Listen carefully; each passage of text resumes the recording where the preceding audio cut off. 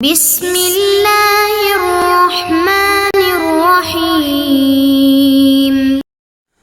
بسم اللہ الرحمن الرحیم۔ تاریخ اسلام سبق نمبر 7، نبی کریم علیہ الصلاۃ والسلام کی ریاستی و سیاسی پالیسی۔ بنیادی اصول۔ اب یہاں پر بات کو تھوڑا سا سمجھنے کی ضرورت ہے کہ نبی کریم علیہ الصلاۃ والسلام نے ایک ریاست کو قائم کر دی ہے، اس کی بنیاد رکھ دی گئی ہے، اس کے جو ضروری اقدامات تھے ان کو بھی اٹھا لیا ہے۔ اب ضروری ہے کہ اس حکومت کی، اس ریاست کی جو ایک اسلام کے نام پر نافذ کی گئی ہے، اس میں چند اصول وضع کیے جائیں۔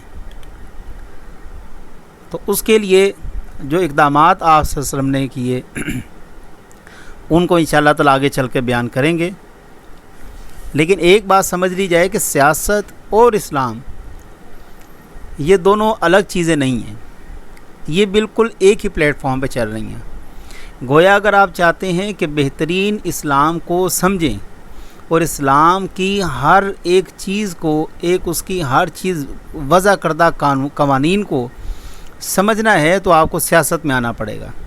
جب تک آپ اسلامی ریاست کے اندر سزاؤں کا جو کہ قرآن میں بیان کی گئی ہیں امپلیمنٹیشن نہیں کریں گے، آپ اسلام کو سمجھ نہیں سکتے، قرآن کی حدود کو آپ سمجھ نہیں سکتے۔ اس سے مراد آج کل کی سیاست نہیں ہے، سیاست سے مراد یہ ہے کہ جس میں قوم کی بھلائی ہو، ریاست میں رہنے والے لوگوں کی بھلائی ہو، اور سیاست سے مراد حکم خداوندی کا قیام ہے اور اس کو زمین کے اوپر اس کو نافذ کرنا، اللہ تعالیٰ کے احکامات کو۔ سب سے پہلے اقتدار اعلیٰ۔ اقتدار اعلیٰ سے مراد کیا ہے؟ اقتدار اعلیٰ کون ہوگا؟ کیا کوئی شخص ہوگا؟ نہیں، بلکہ ایسی ذات ہوگی کہ جس کی طاقت سب پر بھاری ہو، جس کا حکم سب سے وزنی ہو، جس کی حکومت سب پر ہو۔ تو اس سے مراد صرف اللہ و تبارک تعالیٰ کی ہی ذات ہے، کیونکہ یہ وہی ذات ہے جو ہر عیب سے پاک ہے، جو وحدہ لا شریک ہے، اور تمام صفات کا جن کا بھی ہم نے ذکر کیا اس میں موجود ہے۔ اس کے علاوہ کوئی ایسا شخص نہیں ہے، کوئی ایسی ذات نہیں ہے، کوئی ایسا معبود نہیں ہے، کوئی بھی ایسی چیز نہیں ہے جو اس خدا کے سامنے آ سکے یا اس کے مقابلے میں آ سکے یا اس جتنی طاقت رکھ سکے، اس جتنی قدرت رکھ سکے۔ لہٰذا اقتدار اعلیٰ سے مراد صرف اللہ ہی کی ذات مقدسہ ہے، اور اصل حاکم اللہ ہی ہے اور اسی کی ذات ہے جو ازل سے لے کر ابد تک ہے، جس کی حکومت تب بھی تھی جب ہم پیدا نہیں ہوئے تھے، اس کی حکومت تب بھی ہے جب ہم موجود ہیں، اس کی حکومت تب تک رہے گی جب تک ہم یہاں پہ اس دنیا میں موجود نہیں ہوں گے۔ وہ ہمارا کریٹر ہے، ہمارا پیدا کرنے والا ہے، لہٰذا نظام اسی کا ہے، حکم بھی اسی کا ہوگا، اور اس روئے زمین کے اوپر، بلکہ اس کرۂ ارض کے اوپر، اس کائنات کے اندر جہاں پر بھی حکم ہوگا وہ اللہ ہی کا ہوگا۔ اب اسلامی ریاست کا یہ اصول ہے کہ جو کسی شخص کو یا کسی مخصوص گروہ یا ریاست کا حاکم نہیں تصور کرتی، بلکہ حاکم اللہ تعالیٰ ہی کی ذات کو تصور کرتی ہے۔ یہ اسلامی ریاست کا ایک اصول ہے یا ایک قانون ہے کہ وہ کسی عام شخص کو اقتدار اعلیٰ نہیں مانتے، وہ اللہ ہی کی ذات کو مانتے ہیں، اس کی نازل کردہ کتاب میں سے ہی قوانین کو اخذ کرتے ہیں۔ اس سے مراد یہ نہیں ہے کہ آج کل کے ہم صدر یا وزیر اعظم کا احترام نہ کریں یا ان کو اقتدار نہ سمجھیں، اس سے مراد وہ قطعی نہیں ہے۔ وہ آگے چل کے بیان کر دیا جائے گا کہ امیر سے مراد کون ہے، وہ آگے چل کے میں انشاءاللہ تعالیٰ کا ذکر کروں گا، لیکن اقتدار اعلیٰ یعنی کہ سپریم پاور وہ اللہ ہی کی ذات ہے۔ قرآن کی نظر میں، اب قرآن مجید کی نظر میں ہم دیکھتے ہیں کہ اقتدار اعلیٰ سے مراد یا نبی کریم علیہ الصلاۃ والسلام کی جو سیاسی پالیسی ہیں، کیا وہ قرآن پاک سے ظاہر ہوتی ہیں یا موجود ہیں؟ تو قرآن کی نظر میں ہم سیاسی، ریاستی، ان تمام پالیسیز کو، خارجی پالیسیز کو قرآن مجید کی روشنی میں دیکھتے ہیں۔ یہ ایک آیت کا مفہوم ہے کہ وہ خالق ہے، اس لیے حکم بھی اسی کا چلے گا، گویا اور کسی کا حکم نہیں چل سکتا۔ قوانین، حدود وہ تمام کی تمام جو متعین کرے گا وہ اللہ ہی کرے گا، اور جو کہ اس نے اپنی کتاب میں کر دی ہیں۔ اس کے اختیار کو محدود کرنے والا کوئی نہیں ہے۔ گویا ایسا کوئی شخص نہیں ہے، ایسے دنیا میں کوئی ذات نہیں جو اللہ کے مقابلے میں آ سکے، بلکہ قرآن پاک میں کئی مقامات پر اللہ ارشاد فرماتا ہے کہ کوئی ہے کہ جس کا ایک ذرہ برابر بھی یہاں پر حصہ ہو۔ خدا کے حکم میں کوئی شریک نہیں ہو سکتا۔ گویا وہ وحدہ لا شریک ہے، وہ جس کو چاہے عزت دے، جسے چاہے وہ ذلت دے، جس کا چاہے رزق فراغ کر دے، جس کے چاہے رزق میں تنگی کر کے اس کا امتحان لے۔ اور خدا اپنی حکومت میں کسی اور کو بھی شریک نہیں کرتا۔ بلکہ ایک اور آیت کا مفہوم ہے، کیا یہ جو لوگ اس طرح باتیں کرتے ہیں کیا ان کی شراکت داری ہے؟ لہٰذا انسان کی یا کسی بھی ذات کی اس کائنات کے کسی بھی ذرے میں کوئی شراکت داری نہیں۔ اور پھر اللہ تعالیٰ فرماتا ہے کہ جو کچھ ہم نے نازل کیا ہے اس کی پیروی کرو، اس کی اطاعت کرو۔ گویا جو حکم خداوندی نازل ہو گیا اس کو من و عنو تسلیم کیا جائے، اس میں اپنی رائے نہ دی جائے۔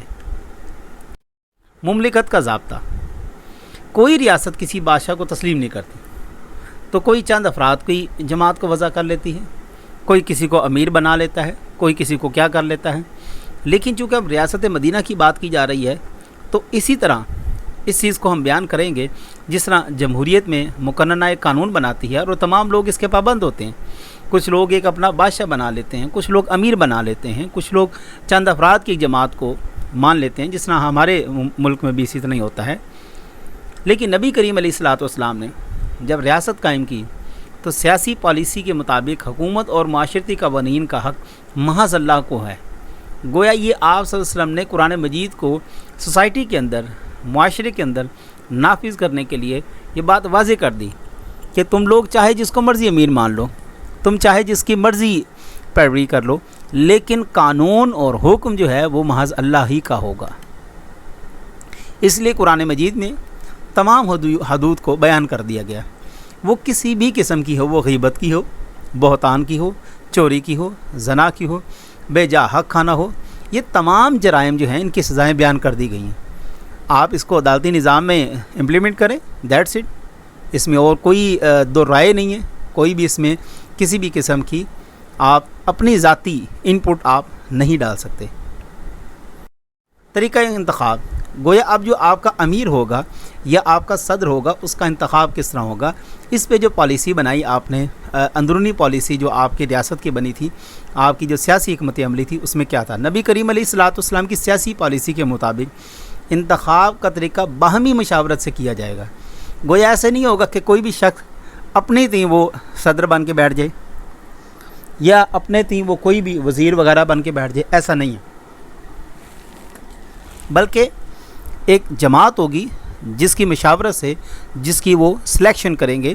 ہم اسی طرح حضرت ابوبکر صدیق کی دیکھتے ہیں، حضرت عمر کی دیکھتے ہیں، پوری کمیٹی باقاعدہ، اور حضرت عمر نے پھر تو کیا کہنے ہیں، انہوں نے تو باقاعدہ ایک مجلس شورا بنا دی کہ جس میں بڑے بڑے اکابرین میں 6 صحابہ کرام رضوان اللہ علیہم اجمعین تھے، جن کا کام یہ تھا کہ وہ ایک خاص ایک شخص کو چنتے تھے جو متقی اور پرہیزگار ہوتا تھا۔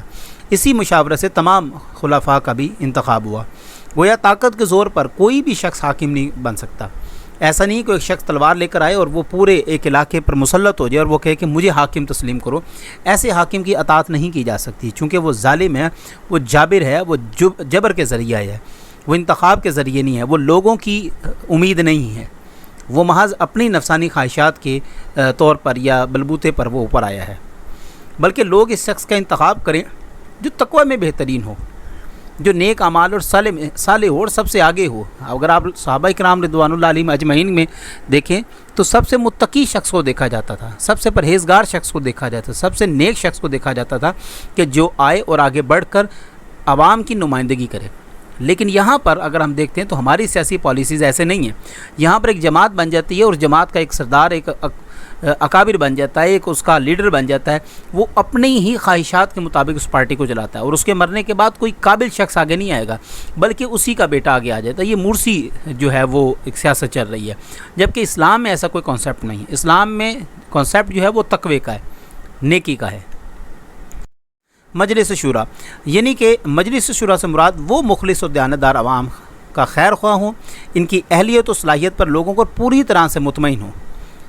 ایسا نہیں ہے کہ کوئی 6 شخص اکٹھے ہو کے ایک ایسے لفظ کو چن لیں کہ جن کا لوگوں پر کوئی اعتماد نہ ہو، اس شخص کو لوگ تسلیم نہ کریں بلکہ لوگ بھی اس کو مانتے ہوں، اور وہ ایسے لوگ ہوں جن کے شریک مشورہ ہونے سے حکومت کو عوام کا جو ہے وہ دلی تعاون حاصل ہو، ایسے وہ لوگ ہوں۔ اسلامی ریاست میں مجلس شورا کے ارکان کو اپنی رائے کا اظہار کرنے کی پوری آزادی ہو۔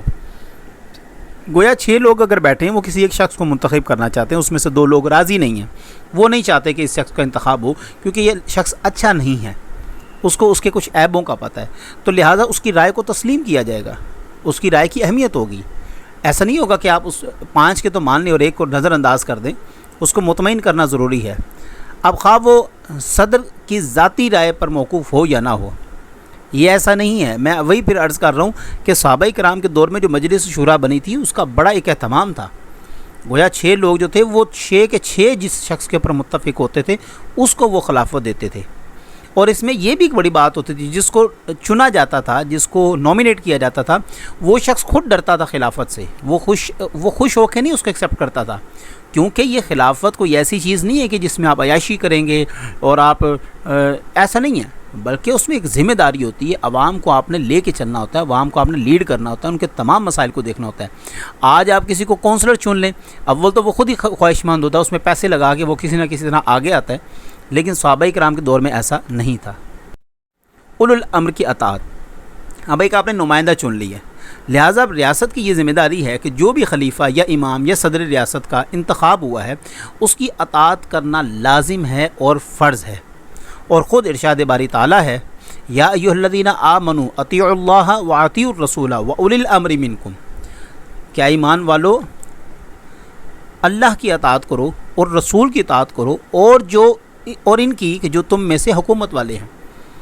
گویا سب سے پہلے آپ اللہ کی قوانین کا لاگو کریں گے، ان کا نفاذ کریں گے، اس میں عمل پیرا ہوں گے، اس کے بعد رسول اللہ صلی اللہ علیہ وسلم کی سنت کو لاگو کریں گے، اس پر عمل پیرا ہوں گے اور اس کی اطاعت کریں گے۔